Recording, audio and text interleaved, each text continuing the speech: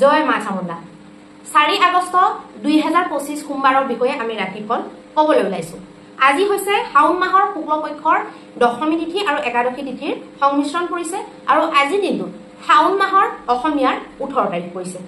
আজি দিনটোত নক্ষত্ৰ থাকিব অনুৰাধা নক্ষত্ৰ বাজি 13 মিনিট পুৱালৈকে, তাৰ পিছত পৰিব জ্যেষ্ঠা নক্ষত্ৰ, কৰণ পৰিব গড়কৰণ আৰু বনিষ্কৰণ আৰু যোগ পৰিব ব্ৰহ্মযোগ। আজি দিনটোত অভিজিত মুহূৰ্তটো থাকিব দুপৰীয়া 12 বজাৰ পৰা দুপৰীয়া 12 বাজি 53 মিনিটলৈকে আৰু ৰাহুকালটো থাকিব পুৱা 7 বাজি 24 মিনিটৰ পৰা 9 বাজি 5 মিনিট পুৱালৈকে। আজি দিশফুলটো পূৰ্ব দিশত থাকিব আৰু আজি দিনটোত যিসকল কন্যা পুষ্পিতা হ'ব তেওঁলোকৰ তুলনি বিয়াৰ যুগটো হ'ব শুভগা যুগ। এতিয়া আহকচোন আমি মেষৰ পৰা মীনলৈকে প্ৰত্যেকটো ৰাশিৰ ফল জন্ম ৰাশি বা চন্দ্ৰ ৰাশিৰ আধাৰত নিৰ্ণয় কৰিম। ভিডিঅ'টো শেষলৈকে চাবলৈ নাপাহৰিব, কাৰণ শেষত আমি সদায় কিবা এটা নহয় কিবা এটা সূত্ৰ আলোচনা কৰোঁ। এতিয়া প্ৰথমতে আমি মেষ ৰাশিৰ কাৰণে আলোচনা কৰিম। ৰাশিৰ কাৰণে নিজৰ ল'ৰা ছোৱালীৰ পৰা আপোনালোকে নিৰাশা পাব লগা হ'ব পাৰে। ল'ৰা ছোৱালীয়ে আপোনালোকৰ মোতাবিক নচলিব বা আপোনালোকৰ কথা নুশুনিব পাৰে বা আপোনালোকে ভাল নোপোৱা এনেকুৱা এটা কাম কৰিব পাৰে যিটোক লৈ আপোনালোকে নিজকে বৰ অসফল যেন অনুভৱ কৰিব পাৰে। কিন্তু সেইবিলাক কথা বেছিকে ভাবিলেও বেয়া, অকণমান ধৈৰ্য ধৰি পেলাই সময় পৰিস্থিতি এই গোটেইবিলাক নিয়ন্ত্ৰণ কেনেকৈ কৰিব পাৰি সেইটোলৈহে বেছি গুৰুত্ব দিব লাগে। আপুনি কাৰোবাৰ প্ৰতি আজি খুব ৰাখিব পাৰে আৰু কাৰোবাক বেয়া পাই থাকিব পাৰে। সেই বস্তুবিলাকক লৈ বেলেগতকৈ বেছি আপুনিয়ে নিজকে টেনশ্যন দি থাকিব। তাতকৈ আপোনালোকে বেলেগে যিহেতু টেনশ্যন লোৱা নাই বা আপুনি এনেকুৱা দেখা পাইছে যে বেলেগে আপুনি টেনশ্যন লোৱা দেখিও লোৱা নাই, তেতিয়াহ'লে আপুনিও বেছিকৈ টেনশ্যন লৈ থাকি লাভ নাই। নিজৰ কামবিলাকত ভালকৈ লাগি থকাটোৱে ভাল হ'ব। স্বাস্থ্য বৰ ঠিক নহয়, মনটো অকণমান ডেমেজ হৈ থাকিব, সেইকাৰণে স্বাস্থ্যটো বেছি বেয়া যেন অনুভৱ হ'ব। ধন সম্পত্তিৰ দিশটো অত্যন্ত মজবুত দেখা গৈছে আৰু পৰিবাৰ মধ্যত সন্তুষ্টি দেখিবলৈ পাব। প্ৰেম সম্পৰ্কত শুভ ফল আপোনালোকে পাব পাৰিব আৰু ব্যৱসায় বাণিজ্যৰ ক্ষেত্ৰতো উন্নত মানদণ্ডৰ ফল দেখিবলৈ পাব। আজি আপোনালোকৰ বৈবাহিক জীৱনতো সুমধুৰ কিছুমান কথা আপোনালোকৰ মাজত আলাপ আলোচনা কৰক বা নৰ্মেল আপোনালোকে সময় অতিবাহিত কৰা কৰক, আপোনালোকৰ কাৰণে ভাল দেখুৱাইছে। দিনটোত সময় নাপালেও ৰাতিৰ ফাললৈ আপোনালোকে ইজনে সিজনৰ লগত ভালকে সময় কটাবলৈ চেষ্টা কৰিব আৰু কিছুমান ইম্পৰ্টেণ্ট কথা আপোনালোকে ডিছকাছ কৰিব পাৰে। আজি আপোনালোকৰ ভাগ্যাংকটো হ'ব 3 নম্বৰ। আমি বৃষ ৰাশিৰ বিষয়ে আলোচনা কৰিম। বৃষ ৰাশিৰ কাৰণে আপোনালোকে মানসিকভাৱে আজি অশান্তি বা অশান্ত যেন অনুভৱ কৰিব পাৰে। মানসিক শান্তিত বাধা পৰিছে বুলি অনুভৱ কৰি পেলাই আপোনালোকে বৰ হতাশ হ'ব পাৰে। তাকে লৈ বেছি গুণি ভাবি নাথাকি আপোনালোকে আধ্যাত্মিক দিশত গতি কৰক, সেইফালে আপোনালোকে গ'লে মানসিক শান্তিটো পাব পাৰিব। আপোনালোকৰ কিছুমান সৰু সৰু সমস্যাৰ সমাধান আজি হয়তো ওলাব পাৰে বা কিছুমান আপোনালোকৰ কথাৰে বুজ লোৱা কিছুমান কথা বা বেলেগে উপদেশ দিয়া কিছুমান কথাই সমস্যাৰ সমাধান উলিয়াব পাৰে। আজি আপোনালোকে টেনশ্যনৰ পৰা বাচিবলৈ আপোনালোকৰ ভাল লগা মধুৰ সংগীত শুনিব পাৰে বা ভজন কীৰ্তন আদিৰ আপোনালোকে সহায় ল'ব পাৰে। সংগীতৰ ক্ষেত্ৰতো আপোনালোকে যদি যিকোনো আধ্যাত্মিক তেনেকুৱা মিউজিক শুনে, আধ্যাত্মৰ লগত জড়িত যদি গান বা কিবা শুনে, তেতিয়া আপোনালোকৰ কাৰণে ভাল হ'ব। বাকী আপোনালোকে যদি গান ধৰক শুনিলে, সুমধুৰ সংগীতে শুনিলে কিন্তু দুখদায়ক শুনিলে, আকৌ সেইটোৱেও আপোনালোকক প্ৰব্লেম কৰিব পাৰে। আজি আপোনালোকে যদি নিৱেশ কৰিম বুলি ভাবিছে দীৰ্ঘ দিনৰ কাৰণে কৰিব, কম সময়ৰ কাৰণে নিৱেশটো আপোনালোকৰ কাৰণে ভাল নহ'ব। পৰিবাৰ মধ্যত সন্তুষ্টি থাকিব। আজি সকলোৱে সমিল মিলেৰে দিনটো পাৰ কৰিব পাৰিব। প্ৰেমৰ ক্ষেত্ৰতো উত্তম বাতাবৰণ দেখা গৈছে। ব্যৱসায় বাণিজ্যৰ ক্ষেত্ৰত বহুত এটা ভাল ফল নহ'লেও মধ্যম ফল আশা কৰিব পাৰি। বৈবাহিক জীৱনৰ ক্ষেত্ৰত উত্তম বাতাবৰণ দেখা গৈছে। আজি আপোনালোকৰ ভাগ্যাংকটো হ'ব 2 নম্বৰ। এতিয়া আহকচোন আমি মিথুন ৰাশিৰ বিষয়ে আলোচনা কৰিম। মিথুন ৰাশিৰ কাৰণে আপোনালোকে টেনশ্যনৰ পৰা বাচিবলৈ হ'লে কিছুমান সৰু সৰু বস্তু এৰা ধৰাৰ মাজে চলিব লাগিব। প্ৰত্যেকটো বস্তুতে যদি গুৰুত্ব দি থাকে তেতিয়াহ'লে আপোনালোকে কেতিয়াও টেনশ্যনৰ পৰা আঁতৰ হ'ব নোৱাৰিব আৰু আজি যিকোনো তম্বাকু বা যিকোনো নিচাযুক্ত বস্তুৰ পৰা আঁতৰত থাকিব। নিজকে সেই খতৰনাক বেমাৰবিলাকৰ পৰা বচাবলৈ চেষ্টা কৰিব যিবিলাক সেইবিলাক বস্তুৰ পৰা হোৱাৰ সম্ভাৱনা থাকে। এতিয়া হোৱাৰ সম্ভাৱনা থাকে বুলি সকলোৰে যদি নহয়ও কোনোবাই খাই আছে বহুত দিন হোৱা নাই, কিন্তু তথাপিতো সম্ভাৱনা থাকে। গতিকে আমি সম্ভাৱনাটোনো নিজলৈ কেলে ক্ৰিয়েট কৰিব লাগে। গতিকে সেই বস্তুটোক অকণমান গুৰুত্ব দিব। আৰ্থিক দিশত আপোনালোকে আজি লাভ পাব পাৰিব। সকলো দিশৰ পৰা ধন আহিব। আপোনালোকৰ ধনৰ দিশত যদি কিবা ডিচিশ্যন লয় সেইটো আজি ভাল হ'ব আপোনালোকৰ জীৱনৰ কাৰণে বা ভৱিষ্যতৰ কাৰণে। পৰিবাৰ মধ্যত বৰ এটা সন্তুষ্টি নাই দেখুওৱা। প্ৰেমৰ ক্ষেত্ৰত লাভালাভ আপোনালোকে পাব পাৰিব। ব্যৱসায় বাণিজ্য ট্ৰানজেকশ্যন ভাল দেখুৱাইছে। বৈবাহিক ক্ষেত্ৰত উত্তম বাতাবৰণ দেখা গৈছে। আজি আপোনালোকৰ ভাগ্যাংকটো হ'ব 9 নম্বৰ। আমি কৰ্কট ৰাশিৰ বিষয়ে আলোচনা কৰিম। কৰ্কট ৰাশিৰ কাৰণে মানসিক আৰু শাৰীৰিকভাৱে আপোনালোকে অসুস্থ যেন বা বৰ ভাগৰুৱা যেন অনুভৱ কৰিব পাৰে। তাৰ কাৰণে আপোনালোকে পৌষ্টিক আহাৰৰ লগতে আৰাম কৰক, যোগ প্ৰাণায়ামৰ সহায় লওক, তেতিয়া আপোনালোকে ভাল পাব।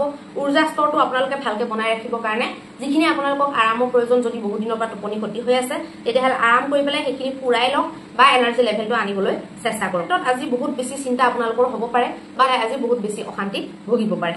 আজি আপোনালোকৰ প্ৰেম সম্পৰ্কৰ ক্ষেত্ৰতো মধ্যম থাকিব। ব্যৱসায়ত আজি লছ হোৱাৰ সম্ভাৱনা দেখুৱাইছে। বৈবাহিক জীৱনতো মধ্যমীয়াকে দিনটো পাৰ কৰিব পাৰিব। আজি আপোনালোকৰ ভাগ্যাংকটো হ'ব 4 নম্বৰ। এতিয়া আহকচোন আমি সিংহ ৰাশিৰ বিষয়ে। ৰাশিৰ কাৰণে ঘৰুৱা কিছুমান সমস্যাই আপোনালোকক আমনি দিব, টেনচন দিব পাৰে।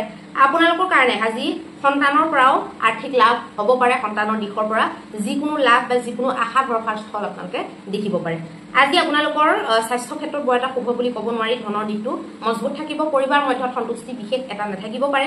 প্ৰেমৰ ক্ষেত্ৰত আপোনালোকে উত্তম বাতাবৰণ দেখা পাব। প্ৰেমৰ ক্ষেত্ৰত যদি আজি কিবা নতুনত্ব কৰিম বুলি ভাবিছে কৰিব পাৰে। ব্যৱসায় বাণিজ্যটো ফল মধ্যম দেখুৱাইছে আৰু বৈবাহিকত আজি ইজনে সিজনক সম্পূৰ্ণ সময় দিব পাৰিব আৰু আজি আপোনালোকৰ কাৰণে এটা মনত থাকিবলগীয়া মুহূৰ্ত হয়তো অতিবাহিত হ'ব পাৰে। আজি আপোনালোকৰ ভাগ্যাংকটো হ'ব 2 নম্বৰ। এতিয়া আহকচোন আমি কন্যা ৰাশিৰ বিষয়ে আলোচনা কৰিম। কন্যা ৰাশিৰ কাৰণে মানসিক স্বাস্থ্যৰ ওপৰত আপোনালোকে ধ্যান দিব লাগিব। মানসিক স্বাস্থ্যটো ঠিক কৰিবলৈ কাৰণে আপোনালোকে আধ্যাত্মিক দিশত আগবাঢ়িব লাগিব। আধ্যাত্মিক দিশত যদি আগ নেবাঢ়ে তেতিয়াহ'লে আপোনালোকে মানসিক অস্থিৰতা ভুগিব পাৰে। কিছুমান সৰু সৰু কাম যিবিলাক নেকি পেণ্ডিং থৈ দিছিলে সেইবিলাক কৰক। আপোনালোকে মনটো শান্তি পাব। স্বাস্থ্য ঠিকে দেখুৱাইছে। ধনৰ দিশটো মজবুত হ'ব। পৰিবাৰ মধ্যত সন্তুষ্টি থাকিব। প্ৰেমৰ ক্ষেত্ৰত আজি বৰ ভাল ফলাফল নাপাব। ব্যৱসায় বাণিজ্যটো আজি গ্ৰথটো একেবাৰে কম দেখুৱাইছে। হানিও হ'ব পাৰে। বৈবাহিক জীৱনৰ ক্ষেত্ৰতো আপোনালোকৰ বৰ এটা ভাল নাযাব। ক্লেশ আজি আপোনালোকৰ বনি থাকিব পাৰে। আজি আপোনালোকৰ ভাগ্যাংকটো হ'ব 9 নম্বৰ। আহকচোন আমি তুলা ৰাশিৰ বিষয়ে আলোচনা কৰিম। আপোনালোকৰ বিনম্ৰ স্বভাৱে আপোনালোকক আজি সহায় কৰিব। মানুহে আপোনালোকৰ মানে কথা ভালকে ভাবিবলৈ বা আপোনালোকৰ কথা ভালকে পাতিবলৈ বাধ্য হ'ব আপোনালোকৰ মানে বিনম্ৰ স্বভাৱৰ কাৰণে। পইচাৰ দিশত আপোনালোকে আজি পইচাৰ মহত্ব কিমান সেইটো বুজিবলৈ পাব। যিসকলৰ পইচাৰ টনাটনি হৈ থাকে বা নৰ্মেলি তেওঁলোকৰ জীৱনত পইচাক লৈ প্ৰব্লেম চলিয়ে থাকে, তেনেকুৱা লোকসকলৰ কাৰণে আজি এটা এডভাইচ দিম যে আপোনালোকে যদি নিৱেশ কৰিম বুলি ভাবিছে আজি ৰৈ দিয়ক। আজি নিৱেশো নকৰিব আৰু পইচা পাতিক লৈ কোনো ধৰণৰ ডিচিশ্যন আজি নল'ব বা বেচা কিনাক লৈও কোনো ধৰণৰ ডিচিশ্যন নল'ব। পৰিবাৰ মধ্যতো বৰ এটা ঠিক নাই দেখুওৱা। অশান্তি অকণমান হ'ব পাৰে। যিকোনো সদস্যৰ কাৰণে ল'ৰা ছোৱালী হওক বা বৃদ্ধা সদস্য হওক তেওঁলোকৰ কাৰণেও অশান্তিটো হ'ব পাৰে। আপোনালোকৰ ঘৰত প্ৰেমৰ ক্ষেত্ৰত খুব ভালতে প্ৰেমত আপোনালোকে যে জীৱনটো মানে ভালকে একেলগে পাৰ কৰিব পাৰিব প্ৰেমিক বা প্ৰেমিকাজনৰ লগতে, সেই বস্তুটো আপোনালোকে অনুভৱ কৰিব পাৰিব। আজি আপোনালোকৰ ব্যৱসায় বাণিজ্যৰ ক্ষেত্ৰত বৰ এটা বিশেষ ভাল নাই দেখুওৱা। বৈবাহিক জীৱনত শান্তি আৰু সমৃদ্ধিৰ ফাললৈ গতি কৰা যেন দেখা গৈছে। আজি আপোনালোকৰ ভাগ্যাংকটো হ'ব 3 নম্বৰ। বৃশ্চিক ৰাশিৰ কাৰণে শাৰীৰিক কিছুমান অসুবিধা বা সৰু সুৰা ৰোগে কৈ লওক তেনেকুৱাবিলাকে আজি অকণমান অসহজ অনুভৱ কৰাব। মানসিকভাৱে অশান্তি দিব। নিৱেশ যদি কৰিম বুলি ভাবিছে নিৱেশৰ পৰা আপোনালোকে বাচিব লাগিব। নিৱেশ নকৰাটো ভাল হ'ব। পৰিবাৰ মধ্যত সন্তুষ্টি থাকিব। প্ৰেমৰ ক্ষেত্ৰত উৎকৃষ্ট বাতাবৰণ আজি নেপাব। অকণমান বেমেজালি উৎপন্ন হ'ব পাৰে। ব্যৱসায় বাণিজ্যৰ ক্ষেত্ৰতো বৰ এটা শুভ ফল দেখা নাই যোৱা আৰু বৈবাহিক জীৱনৰ ক্ষেত্ৰতো বিশেষ ভাল ফল বুলি ক'ব নোৱাৰি। বৈবাহিকত আপোনালোকে সৰু সৰু কথাত আজি বিবাদ কৰিব পাৰে। তৰ্কাতৰ্কি কৰিব পাৰে। পৰাপক্ষত তৰ্কাতৰ্কিৰ পৰা বাচিব। বিবাদৰ পৰা বাচিব। নিজৰ বাণীত সংযম ৰাখিব। আজি আপোনালোকৰ ভাগ্যাংকটো হ'ব 5। আহকচোন আমি ধনু ৰাশিৰ বিষয়ে আলোচনা কৰিম। ধনু ৰাশিৰ কাৰণে আপোনালোকৰ আজি কোনোবাই এনেকুৱা বন্ধুৱে কোনোবাই এনেকুৱা লোকৰ লগত পৰিচয় কৰাই দিব পাৰে যিজনে আপোনাৰ জীৱনত বহুত ভালকৈ বা বহুত গম্ভীৰ প্ৰভাৱ পেলাব আৰু আপোনালোকৰ কেৰিয়াৰ বা আপোনালোকৰ জীৱনত হয়তো কিবা নহয় কিবা তেওঁৰ পৰা লাভ হৈ যাব পাৰে। আজি আপোনালোকৰ প্ৰাপ্তিৰ আজি সংযোগ আপোনালোকৰ কাৰণে বনিব পাৰে। গতিকে তাৰ কাৰণে ৰেডি থাকিব। ধন নিৱেশ কৰিব পাৰে। স্বাস্থ্য ক্ষেত্ৰত উৎকৃষ্ট মানদণ্ডৰ ফল আপোনালোকে লাভ কৰিব পাৰিব। প্ৰেমৰ ক্ষেত্ৰত ঠিকেই দেখুৱাইছে আৰু পৰিবাৰৰ ক্ষেত্ৰতো আজি সকলোৰে মনবিলাক ভালে থাকিব। সকলোৱে ভালকৈ দিনটো পাৰ কৰিব। ব্যৱসায় বাণিজ্যতো আজি লাভৰ সম্ভাৱনা অধিক দেখা গৈছে। অন্য দিনতকৈ আপোনালোকে হয়তো আজি বেছি লাভ হোৱা যেন অনুভৱ কৰিব পাৰে। বৈবাহিক ক্ষেত্ৰতো সৰু সৰু কথাবিলাক এৰা ধৰাৰ মাজেৰে আপোনালোকে পাৰ কৰি পেলাই নিজৰ মৰম ভালপোৱা আৰু সন্মান বনাই ৰাখিব আৰু সুখেৰে দিনটো অতিবাহিত কৰিব। আজি আপোনালোকৰ ভাগ্যাংকটো হ'ব 2 নম্বৰ। মকৰ ৰাশিৰ কাৰণে ভাল ভাল বস্তুবিলাক গ্ৰহণ কৰিবলৈ আজি নিজৰ আপোনালোকে ব্ৰেইনটো খুলি ৰাখিব আৰু সেইটোৱে আপোনালোকৰ কাৰণে হয়তো প্লাছ পইণ্ট হ'ব। পইচা কমোৱাৰ কাৰণে আজি বিভিন্ন ধৰণৰ ৰাস্তা আপোনালোকৰ মনত আহিব পাৰে বা বিভিন্ন ধৰণৰ মৌকা আপোনালোকে পাব পাৰে। মনোৰঞ্জনতো আজি অকণমান সময় দিব পাৰে। নিজৰ বন্ধুবৰ্গ বা ভাই ভনীৰ লগত আপোনালোকে মনোৰঞ্জন কৰিবলৈ ক'ৰবাত নহয় ক'ৰবাত যাব পাৰে বা ঘৰতে হ'লেও মনোৰঞ্জন কৰিব পাৰে। প্ৰেমৰ দৃষ্টিত আজি দিনটো শুভ থাকিব। আজি যদি কাৰোবাক প্ৰপ'জ আদি কৰে তেতিয়াহ'লে আপোনাৰ কৰে বা আপোনাৰ ফালে পজিটিভ আজি ইম্পেক্ট আপোনালোকে দেখিবলৈ পাব।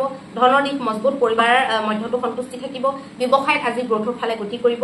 বৈবাহিক জীৱনতো সমিল মিলেৰে নিজৰ সম্পৰ্কবিলাকৰ সন্মান মৰম সকলোখিনি ৰাখি পেলাই আপোনালোকে দিনটো পাৰ কৰিব। আজি আপোনালোকৰ ভাগ্যাংকটো হ'ব 2 নম্বৰ। কুম্ভ ৰাশিৰ কাৰণে কাৰোবাৰ প্ৰতি যদি আপোনালোকৰ হীন ভাৱনা আছে, বেয়া পোৱা ভাৱনা আছে, সেইবিলাকৰ পৰা ওলাবলৈ আপোনালোকে সংবেদনশীল হ'ব লাগিব। সংবেদনশীলতা যদি নাৰাখে তেতিয়াহ'লে আপোনালোকৰ কোনো ধৰণৰ আজি কাম নবনিব আৰু প্ৰত্যেকটো ফালে আপোনালোকে নিৰাশা হাত লাগিব পাৰে। কিছুমান কাম কিছুমান সময়ৰ কাৰণে থৈ দিব লাগে। যেতিয়া তেতিয়া যিকোনো কাম উলিয়াই ল'ব নালাগে। সেই বস্তুটোত আপোনালোকে গুৰুত্ব দিব লাগে। আজি আপোনালোকে পইচা খৰচ কৰোঁতে সাৱধান হ'ব, বাজেট বনাই পেলাই ঘৰৰ পৰা ওলাব, নহলে অধিক খৰচ হৈ যাব পাৰে। স্বাস্থ্য মধ্যম থাকিব। প্ৰেমৰ ক্ষেত্ৰতো বৰ এটা আজি শুভ পৰিণাম বুলি ক'ব নোৱাৰি। পৰিবাৰ মধ্যতো অসন্তুষ্টি দেখুৱাইছে।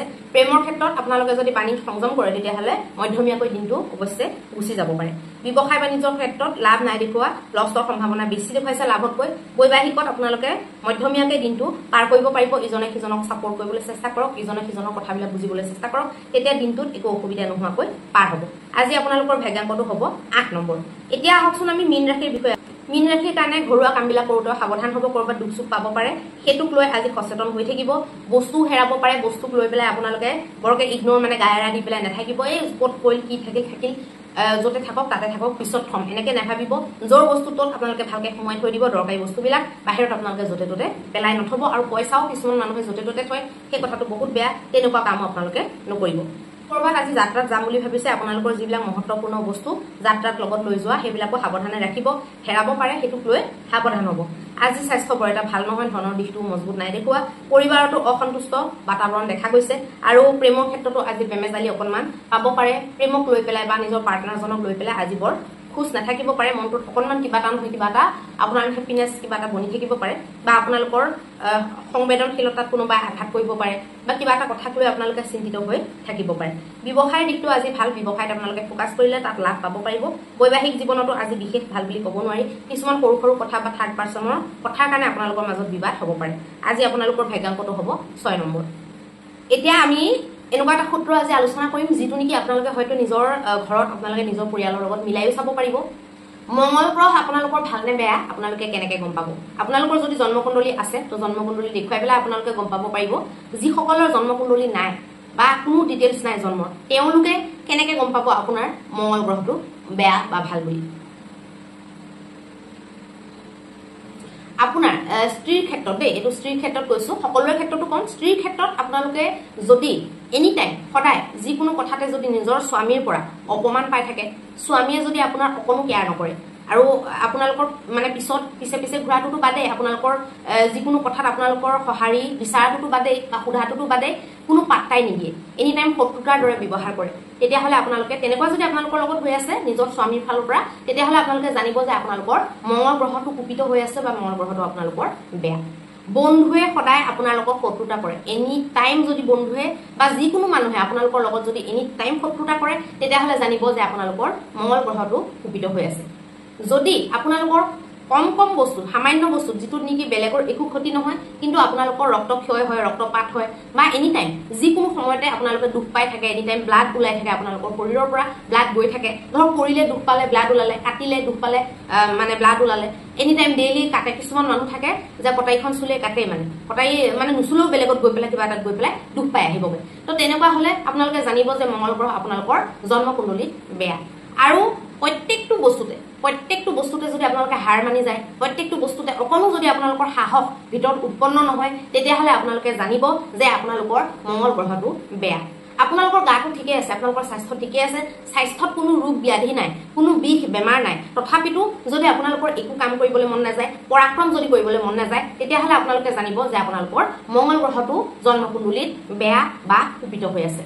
আৰু আপোনালোকে জানিব, যদি আপোনালোকৰ দেউতাকৰ ফালৰ যদি কিবা মাটিৰ কেলেংকাৰী আছে, বা নিজৰে আপোনালোকৰ যদি মাটিৰ কেলেংকাৰী আছে, আৰু আপোনাৰ সৰু ভাইটি, ইয়াত ভণ্টিৰ কথা উল্লেখ নাই কৰা দেই, সৰু ভাইটি, আপোনাৰ যদি সৰু ভাইটি আছে, সৰু ভাইটিৰ লগত এনি টাইম যদি আপোনালোকৰ বেয়া হৈ থাকে, কোনো দিনাই যদি সম্পৰ্ক ভালে নাথাকে, একো কৰি যদি আপোনালোকে সম্পৰ্কটো ঠিক কৰিব পৰা নাই, তেতিয়াহ'লে আপোনালোকে জানিব যে আপোনালোকৰ মঙ্গল গ্ৰহটো বেয়া। আৰু আপোনালোকৰ যদি সঘনাই যদি স্কিন প্ৰব্লেম হৈ আছে, আৰু ৰক্ত দুখ মানে তেজৰ দুখ যদি এনি টাইম যদি হৈ থাকে, অকণো যদি ভালে নাপায়, তেতিয়াহ'লেও আপোনালোকে জানিব যে আপোনালোকৰ জন্মকুণ্ডলীত মঙ্গল গ্ৰহটো কুপিত হৈ আছে। চাওকচোন কিমানবিলাক সূত্ৰ মই আপোনালোকক দি দিলো, যিবিলাকেদি আপোনালোকে গম পাব পাৰিব যে আপোনালোকৰ জন্মকুণ্ডলীত মঙ্গল গ্ৰহটো ভাল আছে নে বেয়া হৈ আছে।